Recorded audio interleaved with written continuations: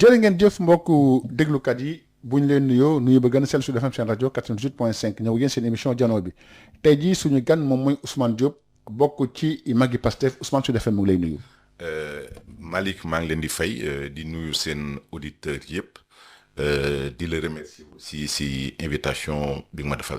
alors Ousmane yéen seen parti bi yëngatu na de Pastef yëngatu na ba léegi de moom coow li kañ lay jeex nag.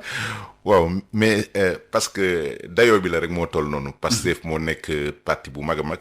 dajale Sénégal gi yëpp. waaw avec des militants qui viennent d'horizons très divers. alors soo amee mbooloo mu mel noonu tollu noonu c'est normal que des fois muy am ay yëng-yëng mais nañ mat goo xam ni saa bu amee yëng-yëng ñu war a toog pencoo ko waxtaan ko parce que nag ñun on est des frères de parti. te lu ñaaw xajul sunu diggante. mais gis nañu moom ku mel rek ñoom def communiqué def Facebook def post bala dara daal waxtaan ci parti bi kay bala muy génn moo gën Ousmane. waaw xam nga soo xoolee tamit ni mu demee. ñun d'abord dañ ne on est un parti démocratique. xëy na wax yooyu yëpp ça dénote benn expression démocratique de nos membres. mais tamit parti dañ koy organiser. su bureau politique bi waxee. waaw qui est l'organe représentatif. de bureau politique donc su waxee. nit ñi dañu war a aligné wu nit ñi dañu war a aligné wu. ci communiqué bi bureau politique wax. li si des nag mooy Pastef la. dafa am foo xam ni dañu am ay jaar-jaar bi mooy wax toujours wax dëgg mais toujours est-il que quelles que soient les vicissitudes lépp lu mën a am nañu tënku si njiiti li ñu wax après en interne nag en interne mën nañu poser le débat ainsi de suite mais am na loo xam ne bu ñu demee bay engagé parti bi. am na ay organes yoo xam ne ñoo war a wax au nom du parti. au nom du parti alors li tax tuuti nag ci loolu sax des ci parti bi gis nga récente sortie bi nga xam ne Khadija mooy ko def na ko. maire Golf wax ci ay poñ yu bëree bëri nee na la loyauté n'est pas négociable. wax na tamit ne li nga xam ne rek mooy responsable bu nekk war nga wax camp bi nga bokk. waaye tamit loo mu ci doon it dañu doon topp ci ginnaaw Ousmane Sonko. waaw ça veut dire que loolu. dafa am loo xam ni déjà. dama koy souligner. muy lan ñun dañu nekk benn parti politique. waaw ñu am njiit bu mat njiit. muy Ousmane Sonko. c'est-à-dire tey ñun on se tient derrière les positions que lui a exprimées. parce que tey ñu bari dugg nañ ci politique. waaw su dul woon moom. duñ ci dugg. man je prends mon cas. fii laa juddoo màggee fii.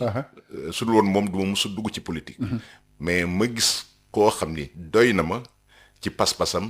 si manduteem si jubam ak ci fitam ak bëgg bi mu bëgg Sénégal. donc kooku tey mooy référence bi mooy njiit bi mooy yaakaar bi donc lépp lu ñu war a wax. ñun dañu war a tënku sur ces directives. donc sur cet aspect-là moi j'ai pas de truc particulier mais li may waxaat rek.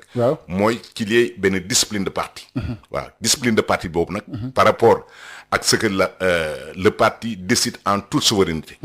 yenn saa yi Ousmane Sonko. dafay wax mais nit ñi dañ koy déglu sans pour autant dégg ko. c'est-à-dire allez-y. alors loolu mooy yenn saa yi damay gis mu def ay discours. et c'est là où il y a peut-être des problèmes il faut qu'on s'imprègne du discours du président Sonko. il faut que ñu xam li muy wax il faut que aussi ñu xam fi mu jëm. man gëm naa ne fi mu jëmal parti bi. et je dois souligner que président Sonko c'est un très grand stratège. Pourquoi? Stratège la parce que soo xoolee jaar-jaaru Pastef. waaw fi ñu jóge ba fii. dañu traverser des zones de turbulence très fortes. tey Pastef mënoon na disparaître. waaw mais dafa juddoo ñu chargé ko. ah oui chargé nañ ko liñ ko teg amul kenn bi histoire du Sénégal nekkee histoire du Sénégal ba léegi amul kenn kuñ ko mus a teg. moom lañ ko mus a teg. il a résisté il a toujours défini des stratégies xam na bu baax fi mu jëm. parce que am na loo xam ni daf ko nekk ci moom sa démarche mooy nan la ñuy def pour que situation de ndóol de pauvreté yi sunu population yi nekk ñu génne ko ci. te moom il travaille par rapport à ça benn fexe na ba Pastef survivre. waaw parce que am na nu mu doon demee Pastef n'aurait jamais survécu. am na yenn parti qui était au devant. mais bien sûr am na yenn parti yoo xam ni li ñu teg Pastef teguñu leen sax centième bi mais après aujourd'hui ils ont disparu. mais tey Pastef quoi qu'on puisse dire c'est l'incarnation du projet politique des aspirations du peuple sénégalais mais loolu kan moo ko incarné Ousmane Sonko. Donc moom moo lal stratégie politique bi nous ses collaborateurs. waaye jiitu si. di donner le bon exemple. parce que tamit gis nga àdduna. waaw àdduna moo tëggee noonu yàlla moo tëggee àdduna. àdduna d'abord dafa nekk société. waaw ci biir société bi moo am ay pàcc en miniature maanaam mu nekk quartier bi mu nekk biir kër gi. biir kër gi quartier bi gox bi gox-goxaan bi réew mi dañuy soxla toujours njiit.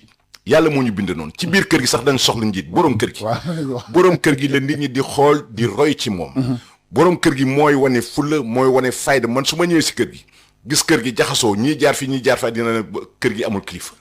tey su ma ñëwee dugg ci biir kër gi gis kër gi lépp jaar yoon alors gis nit ñi ni ñuy doxalee mu wóor ma ne doxalin bu jub la bu ànd ak seen sago dama ne boroom kër gi yar na njabootam. Ousmane Sonko nag foofu la ñu nekk ak moom mu nekk njiit. bu am solo njiit boo xam ni am nañu yaakaar ci moom njiit boo xam ni bëgg na kër gi pour que kër gi képp ku nekk ci biir kër gi sa dundin nekk dundin bu baax. mais gis nañ tamit ne ñuy wax yëpp pratiquement il réaffirme li nga wax la ñuy réaffirmer loolu la Khadija mooy ko wax.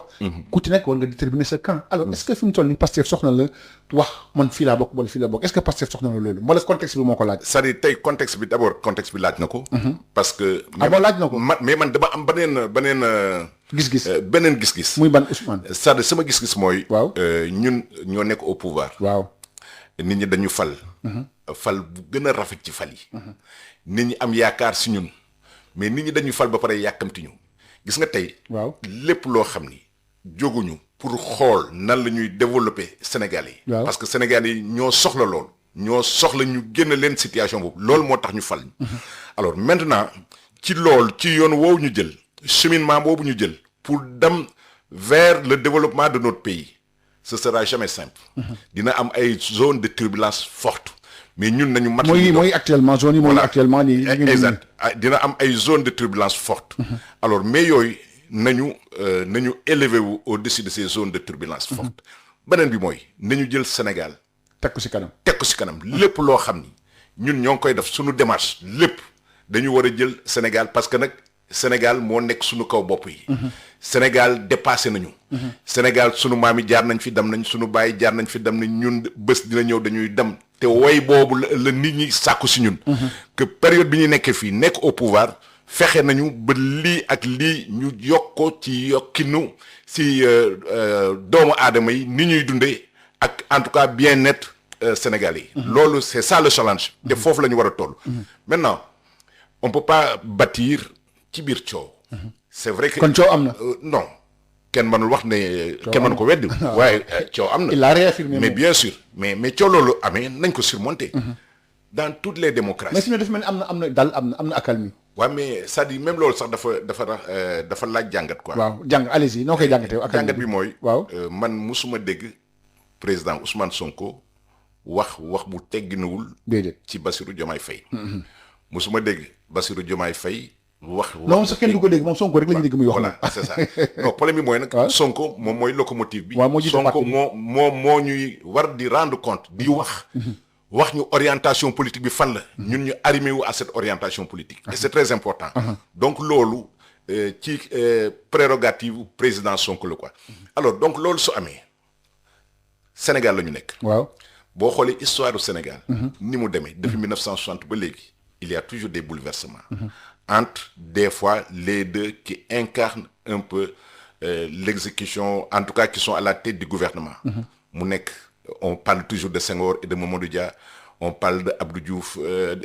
non plutôt de Ablaye Wade et Idrissa Seck on parle toujours de Macky Sall avec ses premiers compagnons de lutte bi ñu ñëwee taxaw adduna moo mel noonu mais Ousmane xamul xam bii différent parce que bii y a d'abord une amitié qui a été créée bokk fooy liggéey ak ñoom bokk na projet politique bokk la ñi nga xam ne dañuy ànd rek ci politique c'est-à-dire am na leen lu ko la lu dul lii moo tax mu jaaxal nit ñi waaw xam nga tamit mais nag péripétie pouvoir moo mel noonu waaw pouvoir l'exercice du pouvoir waaw pouvoir moo mel noonu et pouvoir moo fiir mais loolu lépp su amee ñun li ma wax sànq mooy war nañu mettre au-dessus de la mêlée waaw c'est-à-dire tey ñun ñoo nekk au pouvoir ñun ñoo war a def de telle manière que nit ñi encore une fois am mbégte di fàttaliku bu rafet à nguuru Pastef bi. Et loolu c'est très important gis nga damay wax ne des fois dafay laaj jàngat àdduna. ñun moomuñu àdduna. waaw Sénégal dafa nekk ci biir àdduna. am na ay faits et gestes yoo xam ni su amee ça appartient à l'histoire. waaw ñuy xool nag di jàngat. Union soviétique at yële passé Poutine. waaw régné na pendant un certain temps. jël son second. pour des problèmes de constitutionnalité et de loi xam ni mënatul présenté wu. mu jël Medvedev def ko mu nekk président. mu def benn parenthèse gérer ko mais musul am problème. Medvedev ne s'est jamais senti pousser des ailes ba ne non damay récupérer lii wala dakk bi mu jeexalee mu ñëw delloowaat Medvedev. mu delloowaat Poutine ko ne déroulé ba léegi. mais loolu li ko amoon li taxoon loolu yomboon. waaw d'abord Poutine dafa am jaar-jaar. à la tête de l'État soviétique. waaw nekk fa administration bi c'était l'administration Poutine. alors bi ñu ñëwee ba loi bi dab ko mu jël un parmi ces éléments tegal ko foofu mais ñun tey actuellement. l'administration n'est pas l'administration Pastef. waaw ça aussi c'est quelque chose que nous traînons. c'est-à-dire pour que yow nga mën a doxal comme ñun niñ ko bëggee. il faut que tu sois imprégné des valeurs de Pastef. Valeurs de Pastef, c'est le don de soi. Wow. Valeurs de Pastef, c'est l'équité. Valeurs de Pastef, c'est la fraternité. Mais valeurs de Pastef, c'est le travail. Puis gis nga liggéey boobu amul réew mu mën a développer à travers le monde te jëlloo liggéey teg ko ci kanam. xam nga da nga wax Ousmane lu am solo c'est-à-dire liggéey la ñu war a jiital. mais dafa am acte yoo xam tamit kii di président Diomaye mu ngi koy posé loolu moo xaw a jaaxal waa Pastef bi. inauguration Diomaye siège Diomaye président bi c'est-à-dire bëgg a dem sans Pastef. yéen da dox ngeen ci lu bëri même doo wax sax di ngeen jot dox ci moo ko Pastef yi loolu moo xaw a jaaxal ñu bëri waa Pastef moo tax mu expliquer pratiquement sortie bi nga xam ne Khadija mooy ko def na ko ne ku nekk war nga wax fi nga féetee sa acte yi nga xam ne mu ngi koy posé par rapport rek accueil bi nga xam ne am na. alors man je suis focus sur le projet Pastef. waaw je refuse. damay bañ. waaw nit ñi di ma divertir. wala di ma ralentir. saa bu ma yeewoo suba. waaw mon premier acte que je pose. mooy nan laa mën a jariñe suma réew. nan laa mën a jariñe suma askan. je suis focus sur ça jariñ suma réew boobu liggéeyal suma réew ce sera jamais simple. il y aura toujours des contretemps. il y aura toujours ay galgal. c'est inhérent à la vie publique. Maintenant que des gens se lèvent. Organisé wu ne dañuy ubbi seen siège wala dañuy nangam moi je suis pas dans ça je suis pas focus dans ça je n'ai aucun commentaire à faire. amoo benn commentaire boo non awma commentaire bi may def parce que. mais àndoo ci. non ànduma c'est-à-dire ànduma ci parce que tey. bu ñu waxantee dëgg. waaw kay le président Diomaye. waaw fi mu nekk nii. waaw ñun ñoo ko fa teg. c'est le projet Pastef. nous avons porté le combat. avec d'autres Sénégalais ba tey li am nii am. mais tey tamit suñu waxantee dëgg. waaw su lii amee. c'est grâce au président Ousmane Sonko. parce que c'est lui qui a incarné. woote ñu ñëw fekk ko ci liggéey ànd ak moom mu jiitu ñu topp ko ci. te loolu c'est ça c'est la stricte vérité. maintenant dans la mise en œuvre dans l'application de nos politiques publiques il peut y avoir des divergences. alors mais ces divergences là il faut savoir les surmonter. Il faut savoir les surmonter et continuer. mais Ousmane xam et surtout qu'il y ait pas de ralentissement. Sénégalais dañu yàkkamti Sénégalais dañu soxla ci wàllu liggéey pour qu'on change leur qualité de vie. Et c'est ça le véritable combat. mais am na yoo xam ne ñun war ñu ñuy fekk foofu quoi. c'est pourquoi j'en appelle à la sérénité. j'en appelle à ce que nit ñi taraxlaayu gën a jàppoo liggéey pour que Sénégal jëm ci kanam Sénégal am ndam. xam nga yaa ngi wax ne peut-être Sénégal dañuy yàkkam mais par exemple lii ngay wax ci divertissement jàpp ne loo xam ne tamit mun na ko bañ a du divertir parce que moom mi nga xam ne moom lañu gars yi àndal jusqu'à présent dégguñu ko wax ci dara. c'est-à-dire dafa mel daf koy cautionner. man foofu laay waxee. mais quel que soit le cas de figure. waaw. ñu def seen association. ñu def seen parti politique. waaw lépp loo xam ni mën nañ ko def. man daal j'en appelle. aux gens de Pastef. à mes frères de parti. pour que suivant les indications les directives que président Ousmane Sonko wax dans la massification. dans l'implantation de 10 000 cellules. alors ñun. si loolu la ñu nekk actuellement. et on travaille par ça. mais est-ce que loolu c'est possible dans ce contexte massification 10 000 cellules est-ce que c'est possible yéen a ngi ci fu ngeen toll ci massification bi Ousmane. alors en tout cas nous en ce qui nous concerne. waaw musuñu arrêté. dans la massification. waaw yéen magi Pastef. ah oui waaw ñun magi Pastef. musuñu arrêté. waaw parce que problème bi mooy. il faut que déjà nga jege nit ñi. waaw il faut jamais ñu fàtte kan moo ñu fal. kan moo ñu fal mooy. askan bi le peuple. le peuple. askan bi moo ñu fal. waaw askan bi dafa am loo xam ne dañ ko xaar si ñun. ñun à chaque fois ñoo ngi xool et je le dis en toute humilité. nan la ñuy encadrer nit ñi dans des projets de développement. dans des projets sociaux. nan la ñuy encadrer nit ñi pour que cette étiquette ce don de soi liggéey bi ñuy woote nit ñi ñun ñu fekk ñu subir. et durant tout ce laps de temps qu'on est en train de faire ñoo ngi ciy liggéey ak liggéey bu mucc ayib. xëy na ce serait prétentieux de dire que li ñuy def kenn defu ko. mais en tout cas ñoo ngi ciy bari sunu waar. pour que Sénégal jëm ci kanam pour que nit ñi gis à travers le projet Pastef gis seen bopp sur le projet Pastef. on est en train partout d'organiser nos gens pour que affaire bi jëm ci kanam. alors mais je parle est-ce que organisation bi du am divertissement par rapport au contexte bi am xëccoo beeg lii am est-ce que du ko du nekk un frein un peu. mais c'est-à-dire quand tu es focus. sur le travail. waaw. quand tu es focus sur le projet Pastef ñàkk nga dem ci ni mu ne non man kat man Diomaye laa àndal bala du demeegul noonu. gis nga tey actuellement. programme. politique bi ñuy mettre en place. loolu dafay gën a rek ñëw organiser gën a structurer. mais dans leur écrasante majorité sénégalais Pastef moo nekk seen biir xol. dans leur écrasante majorité. waaw élection yi wane na ko. ah oui wane ko wanewaat ko. rien n'a changé sous les tropiques. parce que nag Sénégalais yi ils sont très reconnaissants mais Malick est-ce que xam nga depuis bi ñu toogee ba léegi. du Banque mondiale du FMI. ñoo ñu appuyer sur quoi que ce soit. lii en d'autres temps. nit ñi dañ doon wax c'était pas possible.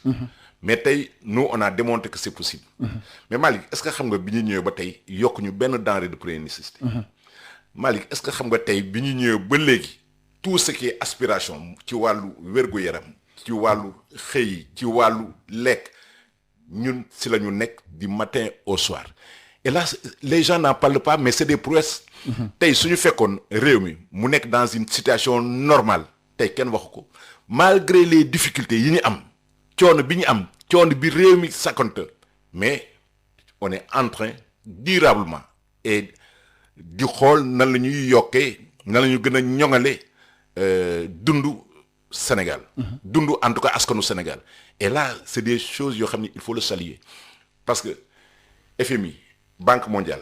pour nos autres pays africains c'est presque ils sont incontournables. waaw ñoom ñooy buur ñoom ñooy. ñooy buum mi ñun bi ñu ñëwee dañ ne on va créer les conditions de rupture mooy képp koo xam ni dañuy ñëw waxtaan ak yow. dañuy waxtaan ak yow d'égal à égal. on te regarde. mu nekk partenariat gagnant-gagnant win-win. mais win-win. partenariat gagnant-gagnant. mais Malick moi je peux pas comprendre. il faut que ñu def benn mindset. il faut qu'on change de mentalité. il faut que inexorablement ñu am benn mentalité de développement de prendre notre destin en main. ce ne sera ni la Banque mondiale ni le FMI qui vont développer. le développement de notre pays nous appartient ñun Sénégalais. ils ont leur partition à jouer pour le développement du pays am nañ ci luñ ci war a indi. alors on est dans un monde boo xam ni il y a ce que j'appelle un peu dañuy collaborer. le Sénégal ne peut pas vivre en vase clos. tëju Sénégal mënul vivre ça. Sénégal a besoin de coopération. Sénégal a besoin de partenariat. parce que adduna moo tëdd noonu. adduna lépp partenariat la ko. dañuy demlante di diggalante yow nga am lii kële am lii ngeen échangeante quoi. regarde par exemple tubaab bi ñoom saa bu ñu yeewoo. ñoo ngi xool lan la ñuy def pour que seen askan jëm ci kanam. les conditions de vie le bien-être de leur population jëm ci kanam. ñun bu ñu bëggee def loolu ñu ne ñu noo loolu du fi amee en vertu de quoi. ñun quand on veut prendre notre destin en main ñu ne non dañu war a nekk toujours à leur remorque. mais 60 ans après les indépendances on refuse cet état de fait là. nekk toujours à la remorque des tubaab. beneen bi lépp lu baax ci Afrique. pour ñoom la yelloo. nañu ñëw jël Afrique bàyyi Afrique ci ndóol bi dem yóbbu ko seen réew ñoom ñuy aspirer à un certain bien-être mais loolu dañ ko war a bañ ñun on est le Sénégal ñun ay sénégalais lañu. mën nga ko def faneen mais mën loo ko def fii dañ ne nag doy na fii la mën a yem notre destin on le prend en main maintenant dans cette prise en main de souveraineté. de souveraineté. képp koo xam ni ñëw nga parce que on est ouvert à la collaboration. Waaw. contre ñu kenn mais on est très ouvert à la collaboration ñëw leen ñu àndandoo liggéey. te gis nga àdduna Malick yàlla daf ñu binde loo xam ni. muy lan. li ñu binde mooy ni mu tëgg sax àdduna bi jëlul benn peuple condamné ko au sous-développement. déedéet amul. amul fenn. tey soo xoolee. même àdduna bi ni muy tourné nii. mais le développement se trouve maintenant dans les pays asiatiques. européens yi ñoo ngi bàbbeeku di dem. ñun pour que ñu am coopération avec les pays asiatiques on n'a pas besoin d'avoir l'onction de l'Europe. Ah oui, l'onction de l'Europe non. La preuve bërki démb le président Sonko dem def benn tournée moyen-orientale dem avec des résultats probants. Alors dem nañ fi Chine avec des résultats probants dem nañ fi Turquie avec des résultats probants. Il faut varier nos sources de collaboration. Et loolu mooy àdduna. D'accord mais Ousmane ñu des ba tey ci wàllu janoo bi suñu gan Ousmane Diop bokk ci magi Pastef gis nañ tamit ci semaine bi ñu génn avocat Sonko def nañ conférence de presse suñu nga seen conférence de presse bi ñu def. Oui, tout à fait. que pratiquement par rapport ak réouverture dossier Mame Mbaye Niang. xam nga dossier boobu tamit dafa soxal nit ñi parce que nit ñi il faut au-delà même de la personnalité de Sonko il faut nit ñi xam li xew. li ci rot ci bakkan dafa bëri. alors ñoom bëgg nañ réouverture ko pour ne serait-ce que pour la vérité. nooy jàngate loolu yëpp Ousmane. waaw mais c'est-à-dire gis nga àdduna. yàlla daf ko tëddee noonu ni ñu ko bindee mooy la vérité. rien que la vérité et toute la vérité. waaw. Voilà un dossier boo xam ni qui ne devait jamais être. Pourquoi. gars yi dañu ko def uniquement pour jéem a barrer la candidature du président Sonko. Et ils l'ont réussi. Et ils l'ont réussi. Ok. Mais c'est-à-dire tu peux le réussir un certain temps mais tu vas pas le réussir d'une manière éternelle. tout le temps du mën a nekk. waaw. Alors tey dem nañu que le temps les a rattrapés. Parce que des fois man les gens qui étaient au pouvoir qui étaient dans le régime dafa mel ni ñoom dañu nekk Sénégal te xamuñu Sénégalais yi. dañu nekk Sénégal xëy na juddoo fi màgge fi mais xamuñu lan mooy peuple sénégalais ñun dañu nekk askan bu rëy a rëy.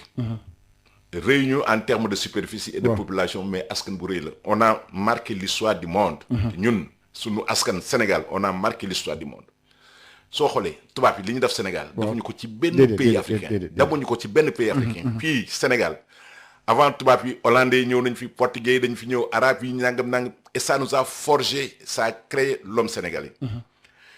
ñëw nañu ay tuuma teg ko ci kaw président Ousmane Sonko pour lan IGF IGE. rapport am na rapport amul.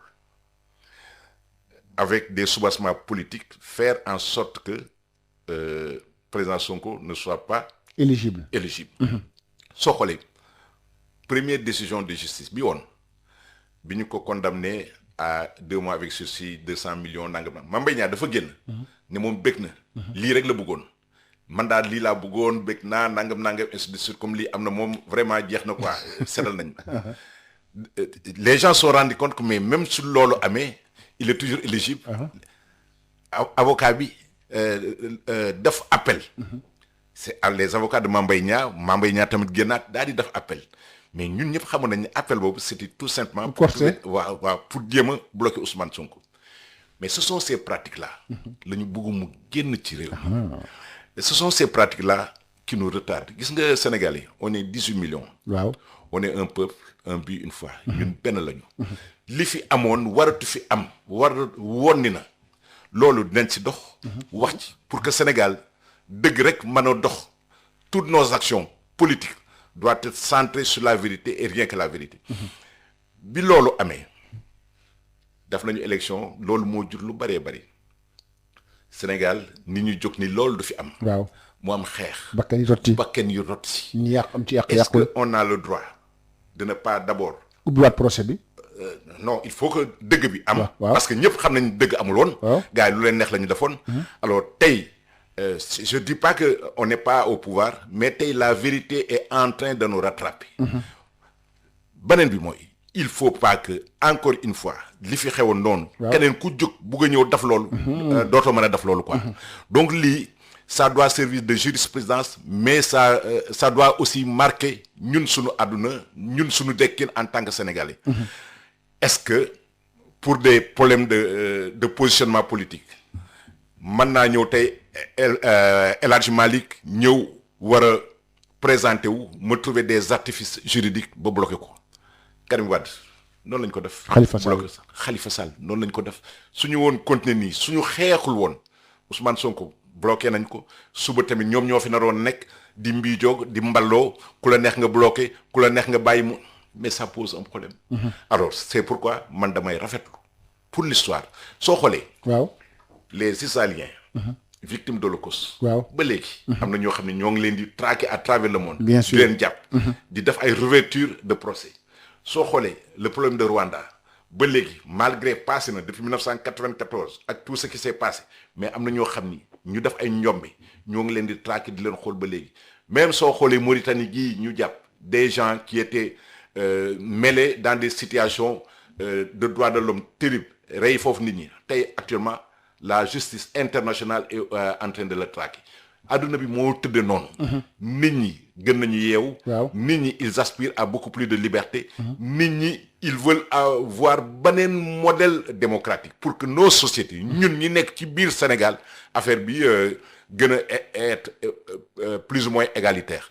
Mali du ñu nangu benn groupe de personnes téye Sénégal en otage di leen def lu leen neex jël ñu ngalaat ñu di ñu jaar leen fu leen neex mais loolu jeex na fii et c'est pourquoi. Par rapport à tous les gens qui étaient trempés dans cet état de fait là. ñu reprendre procès bi et puis tegaat ko ci yoon. wax nañ sax ne nag projet bi amul dara lu muy uteeg éligibilité Ousmane Sonko parce que Ousmane Sonko reste éligible. noo jàngee débattre sur l'éligibilité Ousmane Sonko. waaw mais il est éligible. c'est-à-dire je sais pas pourquoi ñu commencé. débat bi génn wax débat boobu quoi. mais 2029 tax ñu posé ko tamit. c'est-à-dire non ñoom leur problème mooy jusqu'à présent.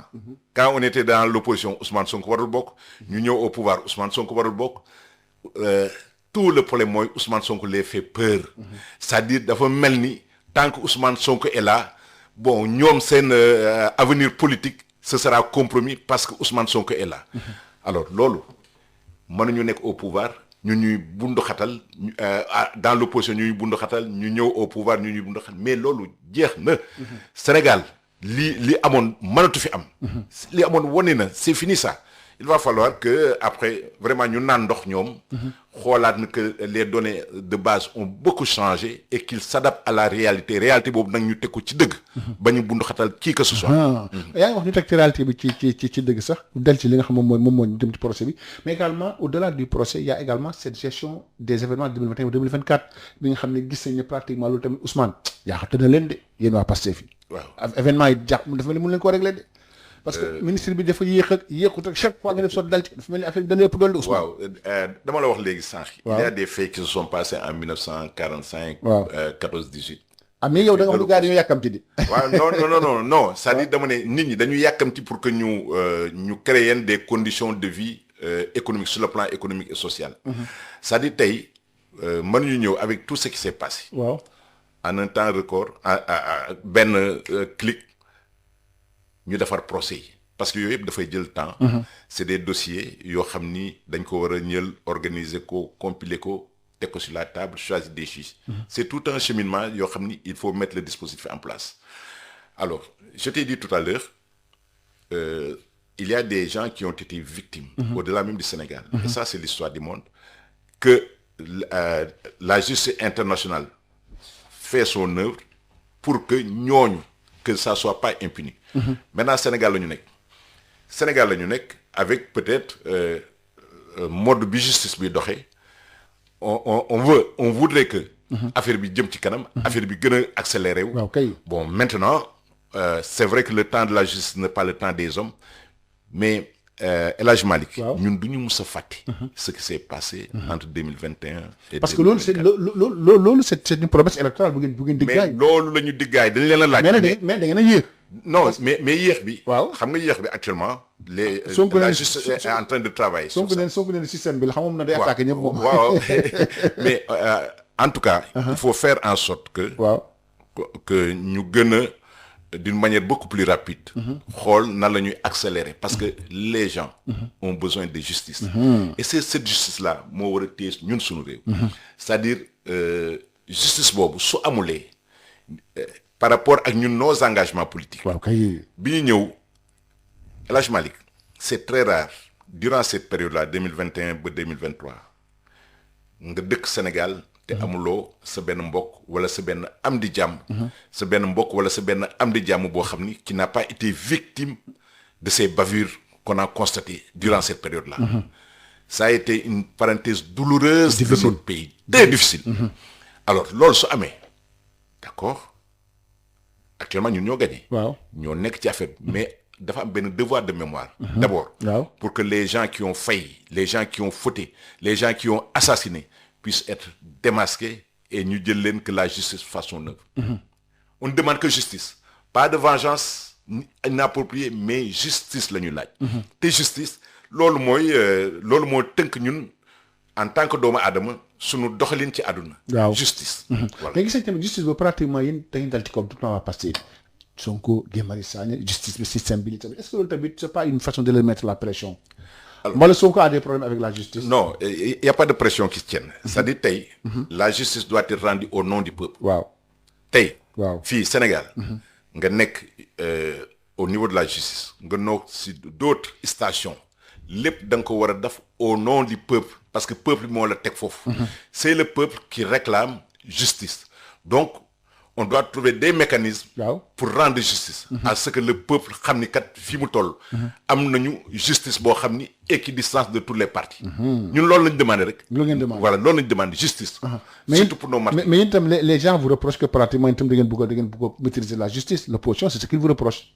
que vous voulez maîtriser la justice. C'est-à-dire ñoom xam nga ils sont nostalgiques un peu et ils pensent que nous on va agir comme ñoom ni ñu doon agir quoi. Ah bon? Ah non on va pas agir comme noonu. On veut une justice indépendante. waaw mais on dit il faut que la justice se fasse.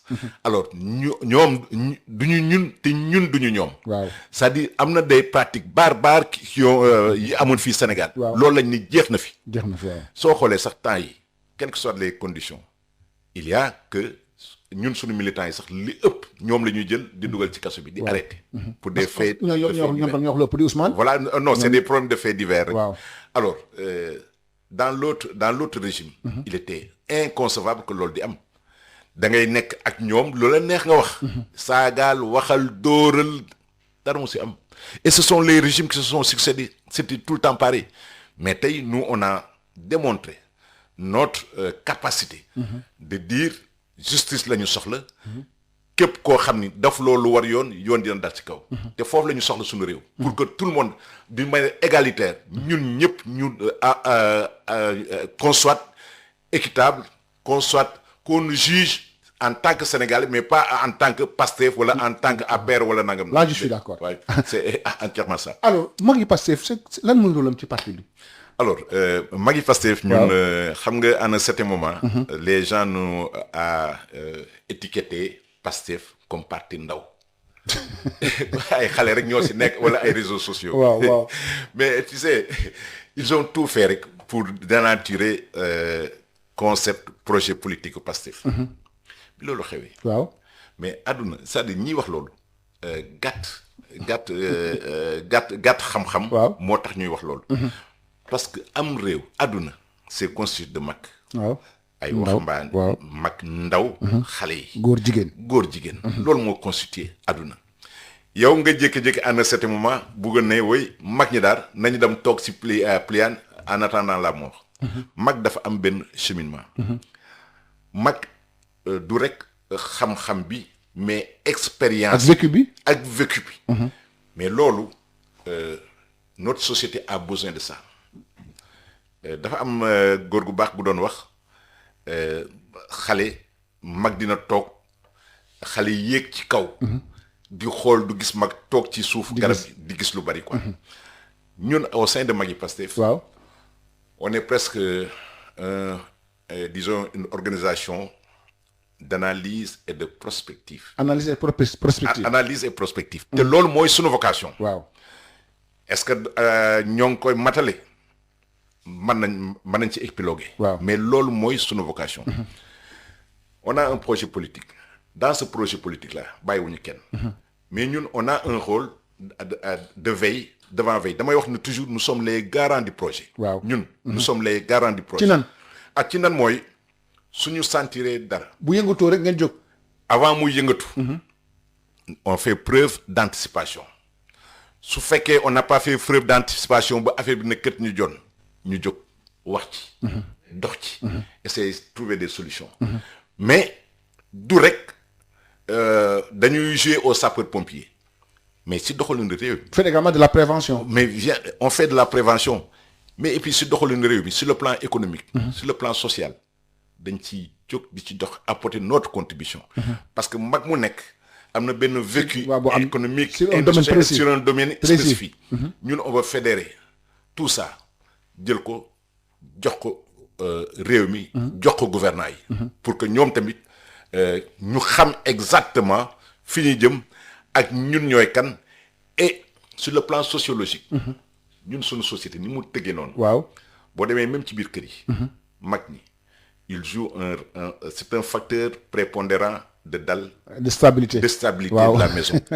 loolu dañ koy transposer tamit à un certain moment mag ñi au niveau du parti au niveau de la société sénégalaise dafa am loo xam ni war nañ ko mën a jariñ sunu réew donc il faut pas que ñu jël loolu jël ko teg ko fële ah oui il faut utiliser ces ressources incommensurables bi nekk ci mag ñi xool na lañ koy transposer pour le bon développement de notre pays alors wax nga ko est-ce que yéen vous avez jot ngeen recevoir Sonko mu ngi recevoir ak Diomaye est-ce que les sa parti bi ñu gën a koy vous êtes reçu par le parti ñu ngeen di jox seen gëdd daal est-ce que c'est le cas c'est-à-dire parce que ci mel Sonko il est trop pris moom mi président dafa jàpp c'est vrai que xam nga c'est là où des fois il peut y avoir un peu d'équivoque. Wow.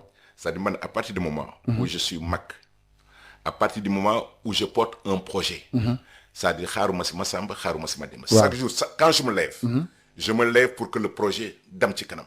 C'est-à-dire, ñoom ni ñu doon politique. Da ngay ñëw président recevoir la jox la xaalis bu bari. C'est-à-dire dañu demoon ba phagocyter l'esprit politique.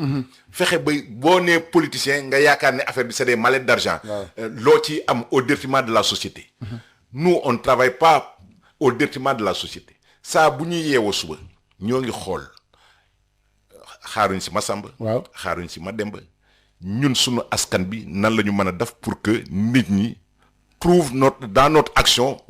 des moyens d'épanouissement. parce que président Sonko ne peut pas être partout. Ne peut pas recevoir partout. Il a des tâches d'État qui l'attendent. Mais ñun ñoo ko war a mën a dimbali.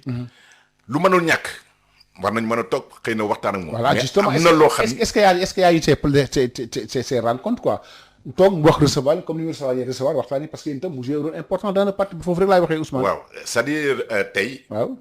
ñun je sais que jokkoon nañu waxtaan nañu. ak moom on a échangé c'est vrai que waroon na gën a waroon na gën a fréquent mais dañu leen comprendre si loolu mais ñun notre véritable challenge mooy même su fekkee président Sonko mooy à la tête du projet mais le projet c'est pas lui seulement mais Ousmane l'équilibre que c'est lui qui incarne le projet oui mais c'est vrai que c'est lui mais le projet c'est pas une personne le projet notre action politique c'est un projet pourvu que ce projet-là aille de l'avant. Pourvu que projet pour que mu dam de l'avant, on a besoin de cette masse critique de personnes qui portent le projet et qui l'amènent. Mais pas seulement président Sonko, parce que président Sonko, à lui seul, il ne peut pas tout faire. Mais nous, nous devons jël le relais. Parce que nous sommes en contact avec les populations, nous sommes dans les débats, nous savons exactement ce que nous voulons faire. moo tax ma ne la nit ñi dañuy yàkkamti alors président Sonko mënul nekk à gauche à droite ci kaw ci suuf ñun ñu nekk à gauche à droite ci kaw ci suuf ñoom ñoo war a ñëw imprégné de ce projet et la mën alors démb sax wax na ci conseil des ministres wax na kat ne fi mu toll nii nag annoncé na ne day accélérer li jëm ci année décisive grande réforme yi wax na ko dem ci conseil des ministres Ousmane Sonko alors foofu rek la mënoon a waxee quoi gis nga ñun dañu ñëw fekk fi une situation bi ñu ñëwee il fallait que nous regardions ce qui s'est passé dans ce pays-là. Wow. Et c'est dans l'ordre naturel des choses. Wow. Nous avons audit. On est en train de renégocier. On est stabilisé. On a mis notre plan de structuration sur place. Et le plan est en train de porter des fruits. C'est-à-dire que nous Sénégal day nërmelu. Mais nous avons stabiliser les grands agrégats économiques et budgétaires. Nous avons stabiliser. waaw démb rek on a levé plus de 500 milliards sur le marché financier. Ça veut dire que la signature Sénégal est encore très porteuse. dama dégg temps yi la passé bi ñuy soog a commencé di waxtaan ak waa FMI Banque mondiale. waaw bi ñu ñëwee au pouvoir dafa am loo xam ne dañ ko wax ak Sénégal. waaw dañ leen quel que soit le cas de figure. on vous regardera droit dans les yeux. mais suñu action politique. dëgg rek moo koy laal. waaw on vous dira la vérité. bi ñu ñëwee def situation bi ñu xool ne li ñu fekk kenn xamul lu mu doon. Certains se sont élevés, entre parenthèses des malpenseurs, comme ils disent, pour dire lu tax ñuy wax dëgg. Mais loolu mooy lan ban réew ci àdduna nga gis mu développé ci ay kàcc ci lu dul dëgg. Parce que dëgg yàlla moo ñu mooñaale ak dëgg. waaw dëgg boobu. moo tax que lépp loo xam ni d'une manière durable. bu nga ko bâtir. ñu dem ci yoon. waaw président Diomaye génn wax loolu. président Sonko wax génn wax loolu. mu am tuuti balbutiement. waaw mais dem nañu ba waa FMI ak waa Banque mondiale louer la franchise du Sénégal. Et cette franchise là tey moo ñu permettre ñu am résultats yi ñu am nii quoi. Et malheureusement les gens n'en parlent pas trop fi ñu jëlee Sénégal ak tey fi ñu ko yónni. On est en train de changer radicalement la condition de vie des Sénégalais. ñoo ngi leen koy changer. waaw Et loolu c'est grâce à la vision à la perspicacité de la direction. waaw parce que ils sont là pour ça pour régler les problèmes sénégalais. Exact foofu la ñu Sénégalais xaar. donc ñun nag ñoo matal nañ ko sëkk. matal nañ ko sëkk. alors gis nañ fi ce qui s'était passé nit ñi dañ doon ñëw quand tu es au pouvoir yow yaa yore say milliards bu la neexee quelqu'un léegi-léegi nga def ko milliardaire yaa yore say sac bu la neexee léegi-léegi ku la way nga tibb ci xaalis bi jox ko mais tey déggatoo yooyu yëpp. déedéet loolu amatul moom. loolu amatul ay parrainage fii. grande soirée kii lañ ko parrainé ngay ñëw di distribuer du baat mais yooyu yëpp amul. ñun dafa am foo xam ne dañ fa woo Sénégal. te Sénégal yi tamit ñëw nangul ko. ñëw topp si ñun maanaam mooy liggéey.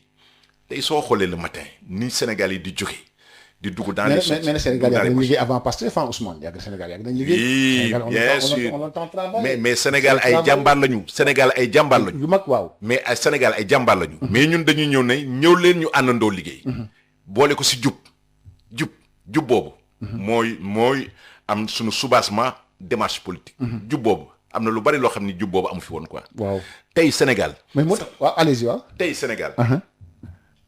waroo ñëw parce que tu viens de telle part wala fii nga jóge nga war a am des privilèges par rapport à X par rapport à Y. C'est pas parce que tu es de Pastef que tu dois bénéficier de privilèges X Y. su fekkee ñun li ñuy wax mi ngi si ñun. waaw ñun on doit s'organiser de telle manière que tous les ressources que nous avons au sein de Pastef tous les ressources yoo xam ne am nañ ko biir Sénégal que ces ressources là puissent éclore. Parce que loolu mooy développer Sénégal. avec une distribution équitable. mais absolument. ku ne gis ci sa bopp. mais ku nekk gis sa bopp. on a dit équité. on a dit fraternité. on a dit travail. noo gisee rek opposition bi ñoom ñu ngi waaj tam ñu ngi yëglu de opposition bi. c'est-à-dire man opposition su amul woon sax. ma créer opposition. ah pourquoi. ah oui parce que l'unanimisme n'existe pas. amul fenn waaw. voilà mais yéen gars ñu ne ngeen di passé booy propre opposition moom. waaw.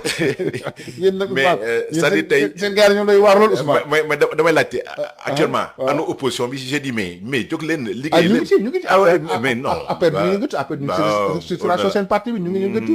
gis nga waa FDR ñu ngi ci ñoom ñu ngi yëngatu. c'est des vœux d'intention rek c'est des vœux d'intention. mais ñu ngi ci Ousmane. mais problème bi mooy. waaw gis nga démb fi la ñu fekk. waaw les Sénégalais ne sont pas amnésiques. Sénégalais yi xam nañu qui est qui et qui est capable de bien quoi. sûr bien sûr. am na loo xam ni jeex na ci mim réew. waaw doot fi musa amati. muy lan. alors wuruc. waaw. sàcc. jël alal réew mi. daf ko loo xam ni teguñu ko si dëgg teguñu si yoon. mais loolu jeex na ça c'est fini ça. jeex na bi ñu toogee ba léegi. waaw dégg nga fi ay détournement lii wala. dégg nga fi scandale. mais loolu mooy c'est ça le challenge. benn scandale dégloo ko fi. waaw gars yi yëpp a ngi teg affaire bi ci yoon.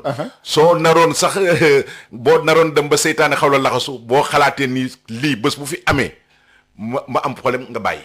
les contrôles sont en train de faire le travail et à tous les niveaux et mooy Sénégal bi ñu bëgg lii la ñu soxla woon. affaire bi tegu ci yoon nit ñi di liggéey sàcc amatu fi wuruj amatu fi donc ñun dañu bëgg dañu kontaan. et on encourage nos dirigeants pour que affaire bi jëm ci kanam. voilà Ousmane wax ñu tëral nag jeex na ñu bàyyi la nga tàggatoo mbokku déglukat yi. mais El Hadj Malick di la gërëm di la sant. di la wax kontaan naa lool bëgg naa lool ci encore une fois ma ñëw fii Sud FM. Sud moom c'est une maison pour moi parce que tout à fait au début en 1994 j'étais très fier et tey yéen da ngeen a am rôle dañ ko war di fàttaliku tey l'évolution démocratique bi ñu am nii. Sud FM joué na ci rôle bu mag a mag a mag a mag au moment où c'était le parti unique il y avait pas de pluralité mais Sud moo ñëw il faut pas ñu fàtte loolu. C'est la radio qui a bouleversé l'échiquier politique. donc di leen gërëm di leen sant. jërëjëf Ousmane Diop bokk ci mag yi Pastef merci également Assane Thioune qui était aux opérations techniques émission bi dañ ko tegaat suba lundi après le journal de 22h jaa ngeen jëf.